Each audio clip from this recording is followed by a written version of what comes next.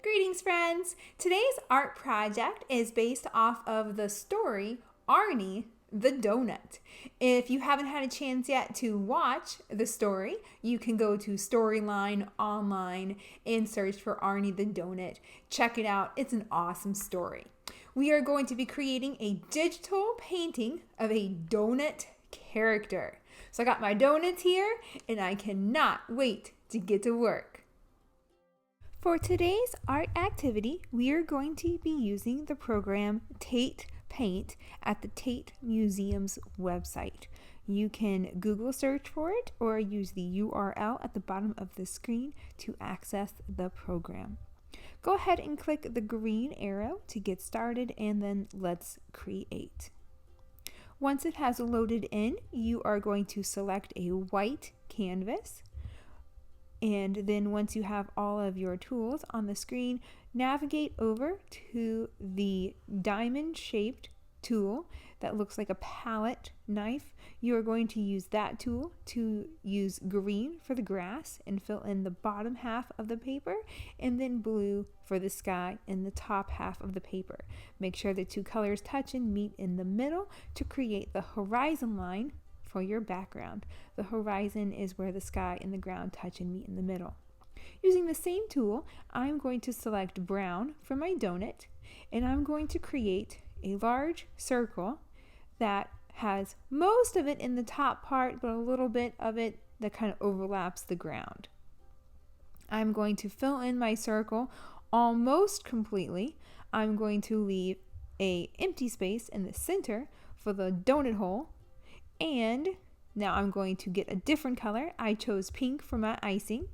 You can do your icing any color you want. After we have added the icing, I'm going to do sprinkles. Notice how I left a little bit of the brown showing, so that way it makes it look more three-dimensional. I'm going to use different colors. I chose to use the marker tool. You can experiment with other tools, but I kind of like this one. It makes a nice little dots for sprinkles. Some of the other tools are a little messier. The marker tool seems to work really well, so that's the one that I have chosen. I'm using a variety of colors for sprinkles, not just all the same color.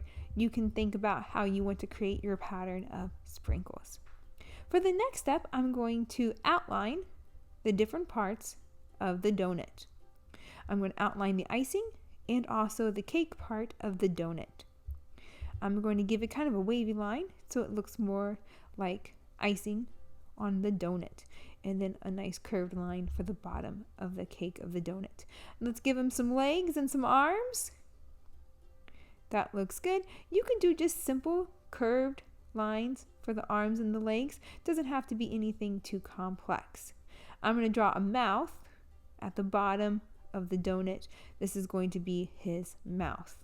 I'm going to work on adding some more details to that in just a little bit. I'm going to use the eraser and erase two large circles for the eyes at the top of the donut. I'm going to switch back to the black. Actually, I'm going to do blue first. I'm going to give his eye a color, and then after that I will get the black marker to outline those shapes to give it more definition. Let's put the center of the eye. Now let's outline him a little bit, give him some eyebrows, and I'm going to use the eraser to put just a little white dot inside of his eyes. It gives it kind of a light reflection. It looks really nice.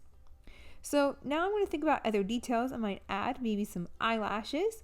You could do a mustache, eyebrows, whatever it is you want to add to your donut character. Now let's go back and add some more details to his mouth. I think I'm going to start by making it just a little bit bigger.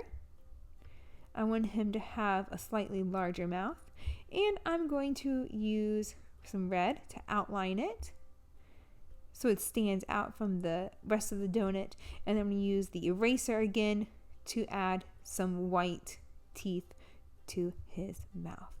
That's looking pretty good. Once you are satisfied with the way that you have created it, go ahead and click the green check on the right hand side. Tap the green check again. Then your artwork is all finished. Make sure you download and save a copy of it. This works on both an iPad or a tablet or a desktop. So you just open a web browser and you should be able to download and save a copy of it. I'm going to save it to my desktop and then upload to Artsonia.